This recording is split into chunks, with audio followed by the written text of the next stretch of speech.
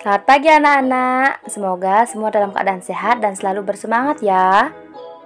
Pada kesempatan yang baik ini, bertemu lagi dengan Ibu di pembelajaran ke-6, tema 7, subtema 2, perkembangan teknologi produksi sandang.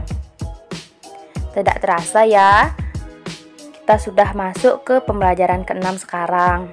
Ibu harapkan anak-anak masih tetap bersemangat dalam mendengarkan materi yang nanti Ibu jelaskan ya. Sebelum kita mempelajari materi pada hari ini, alangkah baiknya kita berdoa terlebih dahulu menurut agama dan kepercayaan masing-masing. Berdoa dapat dimulai. Berdoa dapat diakhiri. Adapun tujuan pembelajaran kita pada hari ini, yang pertama mengetahui informasi dari teks bacaan, yang kedua memahami perbedaan di sekitar kita, dan yang ketiga menghitung banyak asimetri putaran. Adapun muatan pelajaran pada hari ini, yang pertama bahasa Indonesia, yang kedua PPKN, dan yang ketiga matematika. Sekarang Ibu akan menjelaskan muatan mata pelajaran bahasa Indonesia. Dapat anak-anak amati pada buku paket anak-anak masing-masing terdapat teks bacaan pakaian profesi. Nah, setelah anak-anak membaca dengan cermat di rumah teks bacaan pakaian profesi tersebut, sekarang kita akan menjawab semua pertanyaan mengenai tentang pakaian profesi. Anak-anak bisa perhatikan bahwa apa saja yang diceritakan pada teks tersebut. Yang diceritakan yaitu Edo dan teman-temannya belajar tentang pakaian profesi. Dan pakaian profesi ini banyak jenisnya. Pakaian profesi dikenakan sesuai keperluan. Banyak orang senang mengenakan pakaian profesi ini. Anak-anak, apakah ada yang tahu jika zaman dahulu itu orang-orang mengenakan pakaian profesi pada saat ia bekerja ya? Pada zaman dahulu, orang-orang tidak mengenakan pakaian profesi pada saat bekerja dikarenakan pada zaman dahulu belum ditemukan teknologi produksi sandang. Sehingga orang-orang zaman dahulu itu pada saat ia bekerja itu menggunakan pakaian yang seadanya ya, pakaian yang sederhana, yang simple. Pakaian profesi ini juga memiliki kelebihan dan kekurangannya anak-anak. Nah, jika kita lihat kelebihan dari pakaian profesi ini, yakni dapat menunjukkan identitas atau jenis suatu pekerjaan orang. Lalu untuk kekurangannya adalah bisa membeda-bedakan orang berdasarkan profesinya. Walaupun demikian, kita tidak boleh melihat atau menilai orang dari profesinya atau pakaiannya ya anak-anak. Selanjutnya, Ibu akan menjelaskan muatan pelajaran PPKN. Pakaian profesi merupakan pakaian yang digunakan oleh profesi tertentu. Pakaian ini bisa digunakan pada saat mereka bekerja. Pakaian profesi ini banyak jenisnya. Ada pakaian profesi guru, ada pakaian profesi polisi, ada pakaian profesi tentara, ada pakaian profesi pengacara, dan masih banyak lagi. Edo dan teman-temannya sangat senang belajar tentang pakaian profesi. Mereka berencana akan mengadakan kegiatan menarik. Mereka ingin memakai pakaian profesi sesuai dengan cita-cita mereka. Anak-anak dapat perhatikan ya, Edo dan teman-temannya sudah menggunakan pakaian profesi yang mereka sukai ya. Kita ketahui pada gambar tersebut bahwa setiap anak memiliki cita-cita yang berbeda. Seperti Udin ingin menjadi dokter, Dayu ingin menjadi pilot, Lani ingin menjadi perawat, Edo ingin menjadi polisi, Siti ingin menjadi perancang busana, Beni ingin menjadi penyiar televisi. Nah, walaupun demikian, tidak semua pekerjaan menggunakan pakaian profesi anak-anak.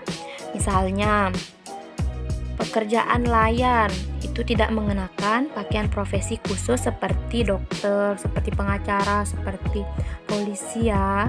Jika anak-anak memiliki teman yang berbeda cita-cita dengan anak-anak, anak-anak tidak boleh meremehkan ya. Tidak boleh meremehkan cita-cita teman-teman anak-anak. Tidak boleh menganggap cita-cita orang lain itu jelek ya. Karena semua cita-cita itu baik dan juga mulia ya anak-anak. Jika teman anak-anak memiliki cita-cita yang berbeda dengan anak-anak itu, anak-anak harus memiliki sikap menghargai ya apapun pilihan cita-cita dari teman-teman anak-anak.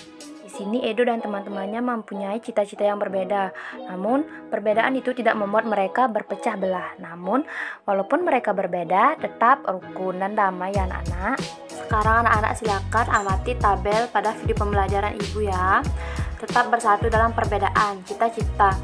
Teman laki-laki itu ada yang menjadi dokter, polisi, tentara, pilot, masinis, Sedangkan cita-cita teman perempuan adalah menjadi perancang busana, penyiar, perawat, maupun dokter. Persamaannya, untuk siswa laki-laki dan siswa perempuan sama-sama memiliki cita-cita. Dan perbedaannya, mereka dapat memiliki cita-cita yang berbeda sesuai dengan keinginannya. Lalu di sini juga ada tabel perbuatan yang harus dihindari dan juga perbuatan yang harus anak-anak lakukan ya. Kita bahas satu persatu. Mulai dari perbuatan yang harus dihindari, seperti menganggap cita-cita sendiri lebih baik dari teman yang lainnya. Nah, perbuatan ini anak-anak tidak boleh lakukan ya.